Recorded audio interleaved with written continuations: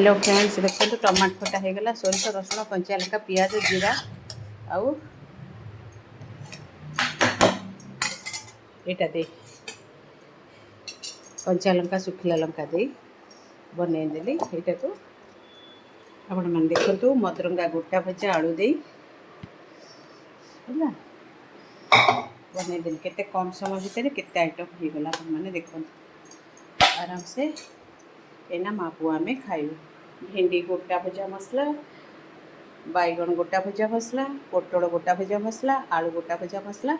एटा आलू आ मदरंगा गोटा भजा देखो मसला दे बनई। एटा केते नाइस डेलीशियस हो जाइए। साग भजाटा साग आलू है। एटा गोटा गोटा खाइले बहुत टेस्ट लगे। सीझी जाइए जमी माछ गोटा से मदरंगा साग गोटा भजा हो मसला दियाही आपन खाइपारे। आ गोटे मसला खट्टा सोरिष मसलार खट्टा।